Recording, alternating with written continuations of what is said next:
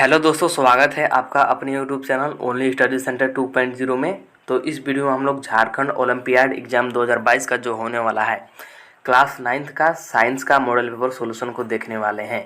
तो चलिए वीडियो को स्टार्ट करते हैं। और वीडियो को स्टार्ट करने से पहले हमारे चैनल पर नए हैं तो चैनल को सब्सक्राइब कर लीजिएगा और बेल आइकन को प्रेस कर दीजिएगा। साथ ही वीडियो को अपने दोस्तों के पास शेयर भी कर दीजिएगा। और यहाँ पर आपको प्रीवियस ईयर क्वेश्चन पेपर बताया जा रहा है, प्रीवियस ईयर क्वेश्चन पेपर, जिससे कि आपको बहुत सारा क्वेश्चन देखने को मिल सकता है। देख सकते हैं यहाँ पर ये आप लोग का साइंस का है। जो पहला क्वेश्चन है आप लोग यहाँ पर देख लीजिए क्या दिया गया है कि रदरफोर्ड के अल्फा कण, इसको अल्फा पढ़ते हैं आप लोग, याद रखिएगा कि रदरफोर्ड के अल्फा कण प्रकीर्णन प्रयोग के बारे में निम्नलिखित में से कौन सा कथन सही है। मतलब कि रदरफोर्ड का जो अल्फा कण प्रकीर्णन प्रयोग है, इन्होंने प्रयोग किया था अल्फा कण प्रकीर्णन प्रयोग, तो उसके बारे में कौन सा कथन सही है यहाँ पर आप लोग को बताना है। राइट, पहले हम लोग ऑप्शन देख लेते हैं। पहला दिया गया कि चूंकि अधिकांश अल्फा कण सोने की पन्नी से विक्षेपित हुए निकल गए, परमाणु का धनावेशित पूरे स्थान पर है। नहीं, ये आप लोग का रोंग है। फिर दूसरा का देख लीजिए क्या है कि चूंकि बहुत कम कण अपने मार्ग से विक्षेपित हुए, परमाणु के अंदर बहुत कम जगह खाली है। ये भी आप लोग का रोंग है। इसके बाद तीसरा का देख लेते हैं क्या दिया गया है कि चूंकि अल्फा कणों का बहुत कम अंश 180 डिग्री से विक्षेपित हुआ, सोने के परमाणु का भी धनावेशित और द्रव्यमान परमाणु में बहुत कम जगह में केंद्रित था। आप लोग का यानी कि ऑप्शन यहाँ पर जो 3 दिया गया है ये राइट है। अब यहाँ पर देखेंगे कि ऑप्शन क्या दिया गया है, तो यहाँ पर देख सकते हैं ऑप्शन नंबर डी, केवल 3 सही है, केवल 3 नंबर कथन सही है, यानी आप लोग को ऑप्शन नंबर डी राइट हो जाएगा। नेक्स्ट देख लीजिए 22 नंबर वाला कि किसी वस्तु की जड़ता का क्या होता है जब उसका वेग दुगना हो जाता है। जड़ता का मतलब यहाँ पर जड़त्व है, जड़त्व। यहाँ पर जो जड़ता दिया गया है इसका मतलब जड़त्व है। तो हम लोग को बताना है कि किसी वस्तु की जड़ता का क्या होता है जब उसका वेग दुगना हो जाता है। तो इसका जो राइट आंसर है हो जाएगा आप लोग का ऑप्शन नंबर सी, यानी कि वस्तु की जड़ता समान रहती है। यहाँ पर वेग से कोई माने मतलब नहीं है। जब यहाँ पर द्रव्यमान होता तो ये घट या फिर बढ़ सकता था, लेकिन वेग है इसलिए ये समान ही रहेगा। इसके बाद नेक्स्ट देख लीजिए जो कि है 23 नंबर वाला। क्या दिया गया है कि सभी अक्रिय गैस के अणु है। अक्रिय गैस किसे कहते हैं? जो कि गैस किसी अन्य गैस के साथ क्रिया न करे, यानी किसी अन्य गैस के साथ संयोजन न करे। यानी कि जो अक्रिय गैस होते हैं उनका जो अष्टक होता है, अष्टक पूर्ण होता है। ये किसी और गैस के साथ मिल करके कोई भी नया यौगिक नहीं बना सकते हैं। और अष्टक क्या होता है आप लोग ये 9th क्लास में पढ़े ही होंगे। तो वही बताना है कि सभी अक्रिय गैस के अणु हैं। तो क्या है ये? एक परमाणु है, यानी ऑप्शन नंबर ए राइट हो जाएगा। नेक्स्ट देख लीजिए जो कि क्या है कि पानी का घनत्व, यहाँ पर ब्लैंक है, खाली स्थान है, पर अधिकतम होता है।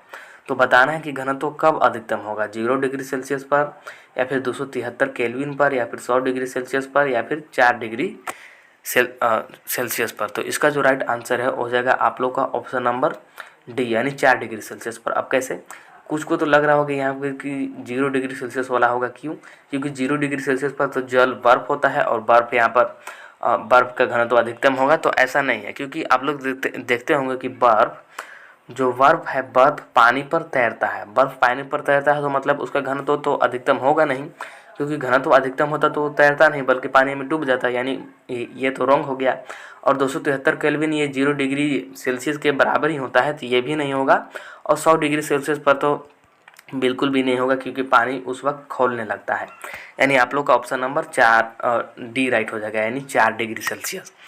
नेक्स्ट देख लीजिए क्या है 25 नंबर वाला कि एक ऊतक जिसकी कोशिकाएं विभाजित होने और पुनः विभाजित होने में सक्षम होती है कहलाते हैं।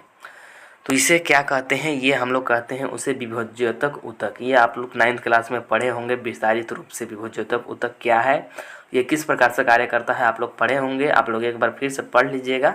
ये होता है विभज्योतक ऊतक। इसके बाद नेक्स्ट देख लीजिए क्या है आप लोग का। देख सकते हो यहाँ पर कि पादप जगत में कौन सा उपसमूह फूल पैदा करता है। मतलब कि कौन सा उपसमूह है जो फूल पैदा करता है, यानी प्रोड्यूस करता है फ्लावर्स। तो इसका जो राइट आंसर है हो जाएगा आप लोग का एंजियोस्पर्म। और एंजियोस्पर्म क्या होता है ये आप लोग को 10th क्लास में विस्तारित रूप से पढ़ना है। आप लोग तो फिलहाल यहाँ पर इतना ही याद रखिए कि जो फूल समूह पैदा करता हो है एंजियोस्पर्म। इसके बाद देख लीजिए नेक्स्ट है यहाँ पर कि निम्नलिखित में से कौन सी बीमारी हमारे फेफड़ों को प्रभावित करती है, तो उसे हम लोग बोलते हैं टीबी। टीबी बोलते हैं, यानी कि उसे हम लोग हिंदी में बोलते हैं क्षय रोग। क्षय रोग यहाँ पर देख सकते हैं इंग्लिश में दिया गया है कि ट्यूबरकुलोसिस, यानी आप लोग का ऑप्शन नंबर डी राइट हो जाएगा, क्षय रोग, जो हमारे फेफड़ों को प्रभावित करती है। नेक्स्ट है, यहाँ पर देख सकते हैं क्या क्वेश्चन दिया गया है कि क्या कारण है कि कार्क पानी में तैरता है लेकिन एक लोहे की कील पानी में डूब जाती है। मतलब जो कार्क है वो तो पानी में तैरता है लेकिन एक लोहे की छोटी सी कील भी पानी में डूब जाती है। तो इसका क्या कारण है, तो इसका कारण देख सकते हैं कि कार्क का जो घनत्व है, घनत्व पानी के घनत्व से कम होता है। अभी जैसे हमने बर्फ़ वाला ऊपर भी देखा था कि बर्फ़ का घनत्व कम होता है तो पानी पर तैरने लगता है, उसी प्रकार से जो कार्क का घनत्व है वो पानी के घनत्व से कम होता है, इसलिए भी तैरता है। लेकिन जो लोहा है, लोहे का कील, इसका जो घनत्व है पानी के घनत्व से ज़्यादा होता है, इसलिए ये पानी में डूब जाता है। नेक्स्ट क्वेश्चन देख लीजिए, जो कि है 29 नंबर वाला। क्या दिया गया है कि किसी दिए गए पदार्थ पर अलग अलग तरल पदार्थों द्वारा लगाया गया उत्प्लावक बल होता है। तो क्या होता है, तो अलग अलग ही होगा, यानी जो अलग अलग पदार्थ है वो अलग अलग उत्प्लावक बल लगाएंगे। ये सिंपल सी लॉजिक है, यानी आप लोग को ऑप्शन नंबर बी राइट हो जाएगा। और वीडियो पसंद आ रहा है तो वीडियो को लाइक जरूर कर दीजिएगा और अपने दोस्तों के पास शेयर कर दीजिएगा और चैनल को सब्सक्राइब जरूर कर लीजिएगा। आपको यहाँ पर अभी रेगुलर सोल्यूशन मिलता रहेगा जब तक कि आप लोग का एग्ज़ाम ख़त्म नहीं हो जाता है। नेक्स्ट देख लीजिए क्या दिया गया है कि जब किसी वस्तु को बाहरी बल लगाए बिना एक निश्चित ऊंचाई से मुक्त रूप से छोड़ा जाता है तो वह वस्तु क्या होती है। अब यहाँ पर बताना है, 4 ऑप्शन दिए गए हैं। पहला है कि ए त्वरित गति के साथ ऊपर की ओर जाएगी, फिर है बी की त्वरित गति के साथ नीचे की ओर जाएगी, फिर है तीसरा कि निरंतर वेग के साथ नीचे की ओर जाएगी, और फिर है डी की निरंतर वेग के साथ ऊपर की ओर जाएगी। तो ऊपर तो जाएगी नहीं, यानी आप लोग का 2 ऑप्शन तो यहीं से रॉन्ग हो गया। अब यहाँ पर बचा 2, बी और सी वाला। तो बताना है कि बी और सी में से कौन सही होगा। तो इसका जो राइट आंसर है आप लोग का हो जाएगा, वो आप लोग का त्वरित गति के साथ नीचे की ओर जाएगी, न कि निरंतर वेग, बल्कि त्वरित गति के साथ नीचे की ओर जाएगी, यानी आप लोग का ऑप्शन नंबर बी राइट हो जाएगा। तो यहाँ पर आप लोग का ये साइंस का मॉडल पेपर सॉल्यूशन हुआ है। इसके बाद नेक्स्ट वीडियो आएगा जिसमें कि आप लोग को मैथ का बताया जाएगा, और इससे पहले मैंने जीके का करा दिया है, साथ ही आप लोग को इंग्लिश का भी करा दिया है। इससे पहले जीके और इंग्लिश का करा दिया है, और ये आप लोग का यहाँ पर साइंस का कंप्लीट हो गया। अब बच गया मैथ, तो मैथ का भी कुछ देर में अपलोड कर दिया जाएगा, तो चैनल को सब्सक्राइब कर लीजिएगा ताकि जैसे ही अपलोड किया जाए आपको नोटिफिकेशन मिल जाए। तो चलिए मिलते हैं हम नेक्स्ट वीडियो में मैथ के पार्ट के सॉल्यूशन के साथ।